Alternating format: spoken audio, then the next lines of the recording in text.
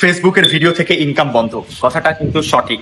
অর্থাৎ ফেসবুক থেকে আর কোনো ভিডিও থেকে কেউ ইনকাম করতে পারবে না, বাট এটা একটা ট্রিকি কথা।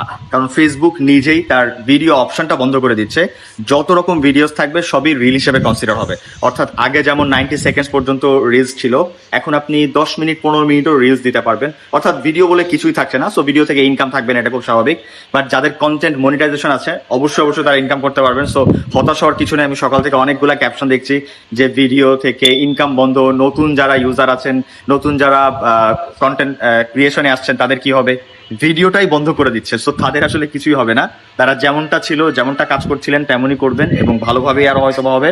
তবে রিসেন্টলি কিন্তু ফেসবুক লাইভে একটা চেঞ্জেস আছে, সেটা হচ্ছে আমাদের লাইভগুলো 1 মাস থাকে, 1 মাস পরে অটোমেটিক্যালি লাইভগুলো ডিলিটেড হয়ে যায়। সেরকম হয়তো আরো নতুন নতুন চেঞ্জেস আসবে। তবে যাদের নিজস্ব কন্টেন্ট থাকে, নিজে ক্রিয়েট করেন, নিজে ভয়েস ওভার দেন বা ইউনিক ভিডিওস থাকে, ভালো এডিটিং থাকে, অবশ্যই অবশ্যই তাদের ইনকাম যেমন ছিল হয়তোবা তার থেকেও বেটার হবে। বিকজ ফেসবুক নিজেই একটা এক্সপেরিমেন্টের ভিতরে আছে, সেই সবসময় এক্সপেরিমেন্ট করতেছে। এর আগে রিলস ক্রিয়েট করছে, রিলসটা মেবি শর্ট ভিডিওস, অনেকগুলো ফাংশনস থাকে। সো এখন যে ভিডিওগুলো থাকবে প্রতিটা ভিডিওই রিলস।